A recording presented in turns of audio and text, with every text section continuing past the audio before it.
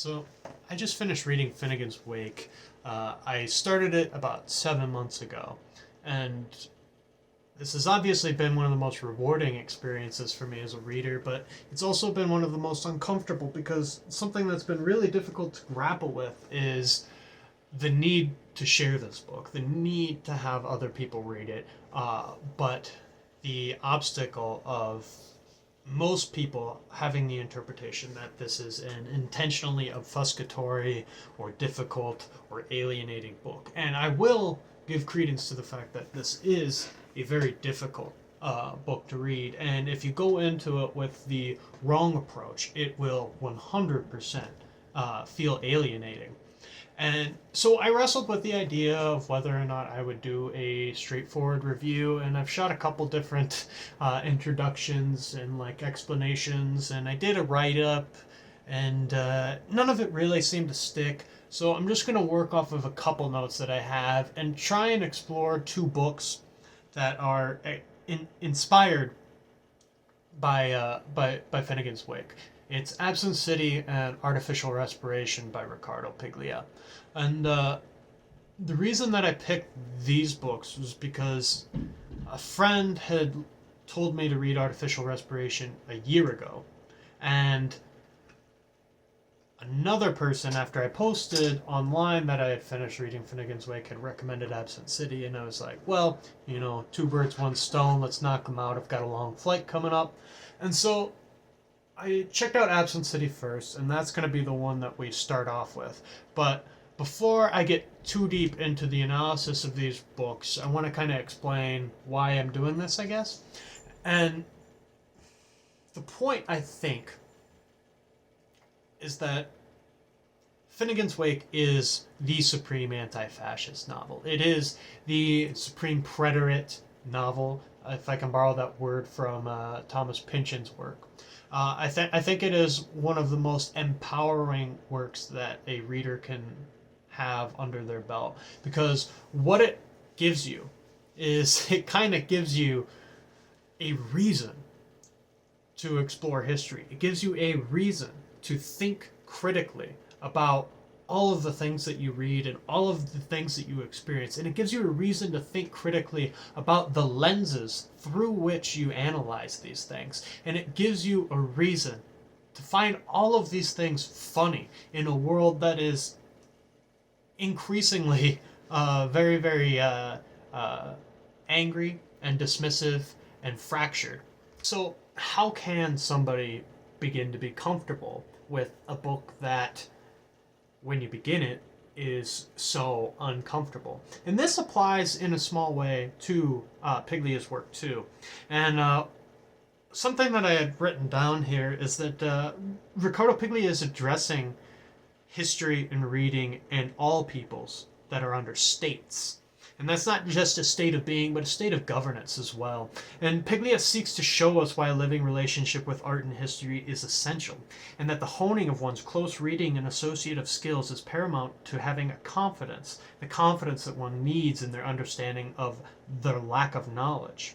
And this lack of knowledge is not something that is dismissive. This is not a critic that is in a lofty position ridiculing his readers, but rather a critic that is humble and is recognizing his own misreadings, his own blind spots, seeing himself as this Swiss cheese as well, and saying to the reader, look, we can repair each other, like through having a relationship that is reciprocal, that is amicable, that is like something like the commensalism that Solenoid seems to go on and on about in such a passionate way. What I think Piglia is saying to us is that we can see these things as vast and expansive, but that doesn't have to mean that they're inconquerable or unconquerable. And I think to see these things in their totality as vast and expansive and eternal, these texts really as like having a life beyond us, is in a way integral to helping us understand that they're subject to the molding of our will. And that getting to this point, it humbles and empowers the reader. That you are contributing to the better understanding of our world through your marginalia, and that marginalia doesn't die, but like it affects the next reader. I mean, I can't say how many of my books I've looked at the marginalia from the other readers who I have no idea who they were, and was given just such profound elucidation on the text. I mean, it should be almost a requirement to like have marginalias in used books. I feel because it's part of the deal, part of the exchange. I mean, I really feel like what you're doing when you get rid of a used book is getting rid of part of your memory, and as a result, I feel like you should leave a part of it in there for someone to recover. And recovery is essentially what Absent City is all about. It's a Borgesian nightmare about a Philip K. Dick story gone completely haywire. There's this machine named Elena, and I'm going to mess up virtually every name I pronounce in every single one of these videos, I guarantee, so I'm sorry. But Elena is a machine that has been disseminating these documents and these tapes about these stories of dead bodies and murders and all of these traumatic experiences in Argentina. And there's a journalist that is trying to parse out the details of these and understand and reconstruct what is going on, while there's also the police that are trying to track down and stop the dissemination of these tapes. Now, obviously, these are going to be very, very difficult works for me to talk about at length without unveiling my American naivete. I am not a scholar of literature or any culture or political science or anything. I'm a lowly tradesman, and I don't think it's my position to say anything concretely about people's experiences in other nations either.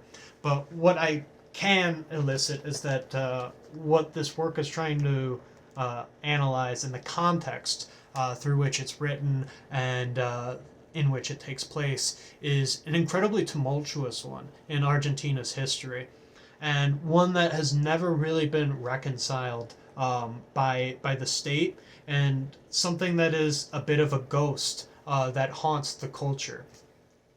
And this is not something that is necessarily expressed by individuals that are immigrants, or something that is expressed on the news, so much as something that is inherent and intrinsic to the literature and the art of the nation. And much like any nation that is under an oppressive regime, that is really where the heart of the people's experience is rendered. I don't want to make my focus a politically natured one, and I don't want to impose any political ideas on Piglia or Argentina or literature as a whole. Despite the fact that I am speaking about Finnegans Wake and Wakean novels as being anti-fascist, what we mean by that, I think, is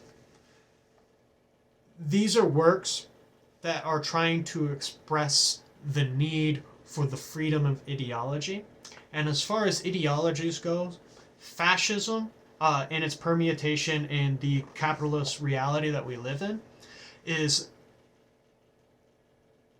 not an ideology anymore so much as a dogma, because all of the ways that it presents itself, whether in government or in the ways that individuals even act, is a reactionary and destructive, not deconstructive, but inherently destructive dogma.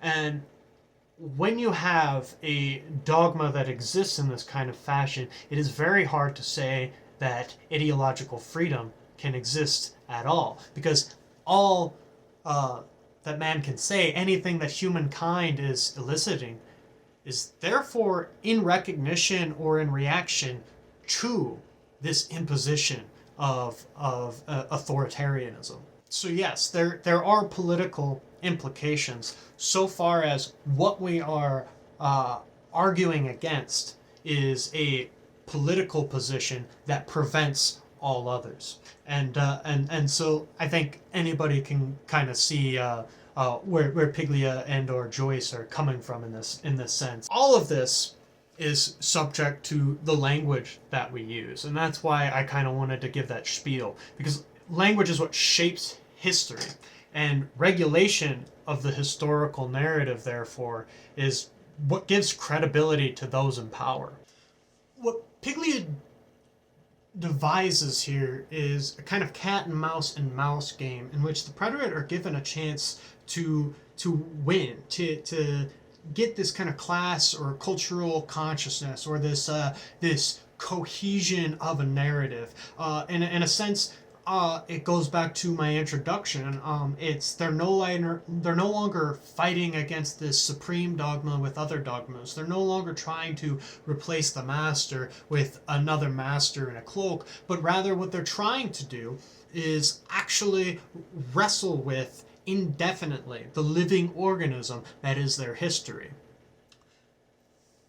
Now, the question is, can they succeed? Will they actually be able to get to the machine first and savor, be able to use it as some kind of collective tool, as a way of representing their history as a memory machine? Or will the police be able to get to her first and turn this into a machine of absence?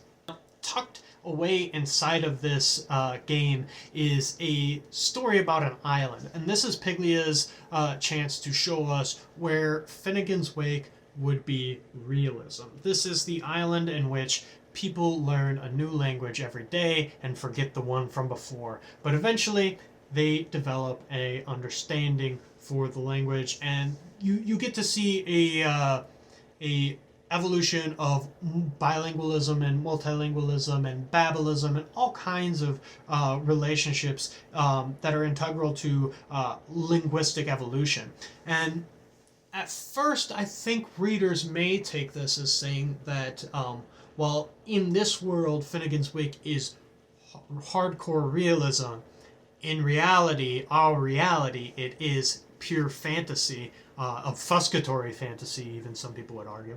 But I think what is really happening here is what he's showing us is that what Finnegans Wake is the real evolutionary process of linguistic interactions, and it's playing with those in a satirical nature. It's playing with the development of language and humanity at the same time, in a narrative that is intentionally fractious to show how much there is missing from the story of history. As Faulkner, another influence in Piglia, says, the past is not dead.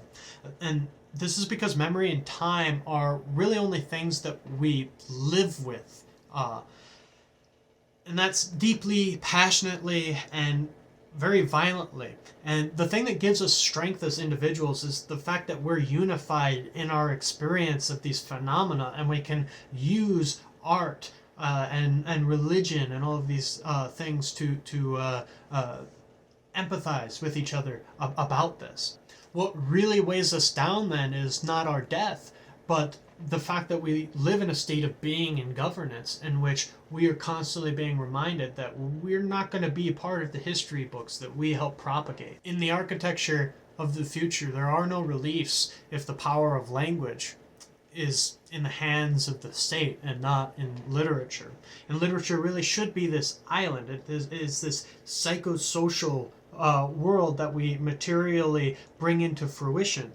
And it must be developed in a way that is uncoupled from notions of profit and self. And when reading Piglia and Joyce, it's important to remember that the state is in agony too. As much as it's disgusting to entertain, the idea that the police state is just as traumatized and has been just as defeated as the people that it's trying to oppress is intrinsic to preventing the continuation of a master-slave situation.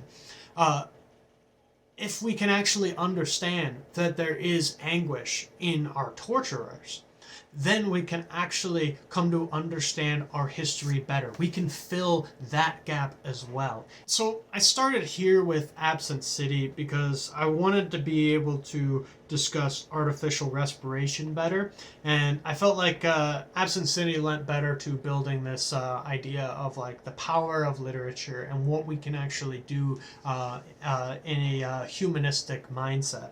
It may seem a little silly because artificial respiration comes first. It was written 12 years before Absent City. Absent City comes out in 1992, and artificial respiration comes out in 1980. Now, there are similarities. In artificial respiration, there is this man, Emilio Renzi, who is searching for this long lost family member. I believe it's a great uncle.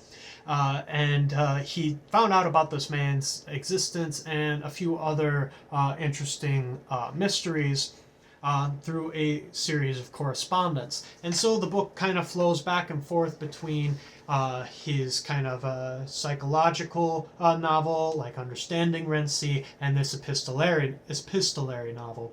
Of looking at the letters. The situation here is really similar to Absent City, but I feel like in artificial respiration, the experience of the negation of context is heightened, and so it makes the kind of researcher side of me more alert, because you get to explore a little bit more, you get to speculate a little bit more about the nature of what Piglia is doing in this book. I think Piglia's prose is incredible, and I think the translations are amazing, and I think the translations really fit the kind of definition of translators that Stephen Moore likes, and that I kind of gravitate towards as well, which is there's always a conflict as a translator between representing the language and the idioms and the portmanteaus in a way that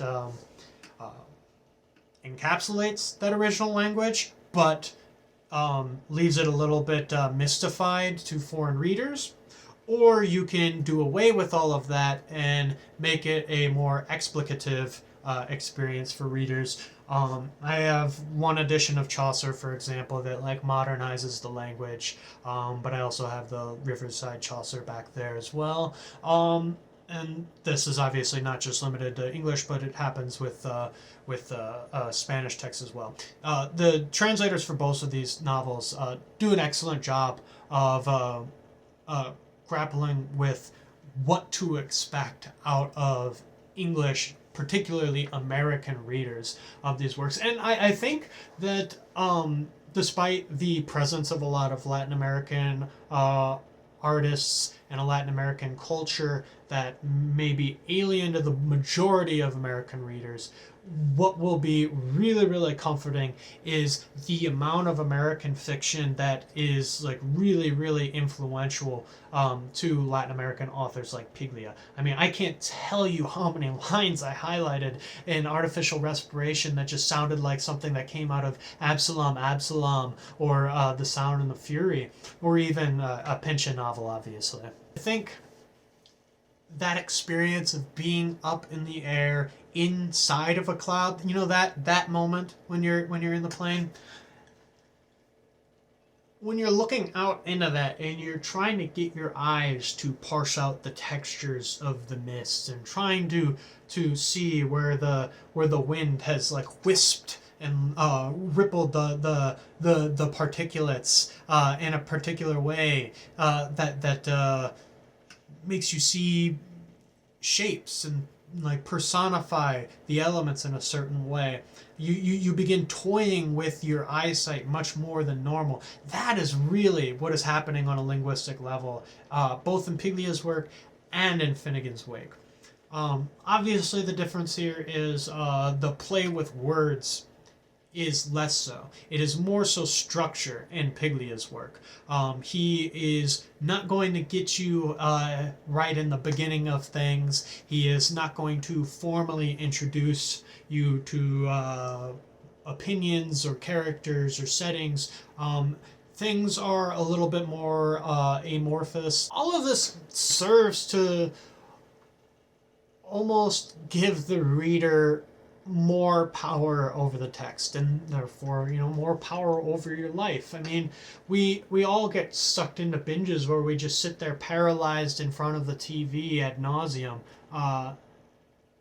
But how many of us can really say that we have been, just gripping tightly onto a book and dripping with sweat from the concentration and the energy of being fully immersed in the decoding of what the author is trying to relay to us. We no longer have ideological freedom or a framework for the future upon which we can place our hope, if all that humanity can say is in recognition of a state and is critically devoid of living history. We need a living history that is subject to the ubiquity of nature, uncoupled from culture, and to trauma as the generational links from which revolutionary and progressive causes draw their meanings.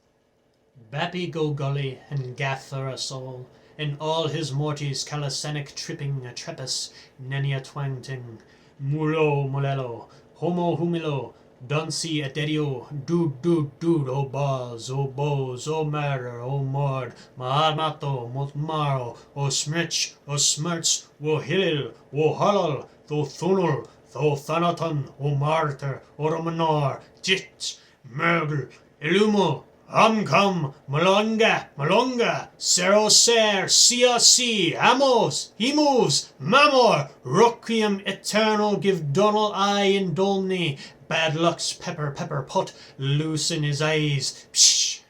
But there's leps of flam in Finnegans Wake, the keen has passed, long live the king. Thank you.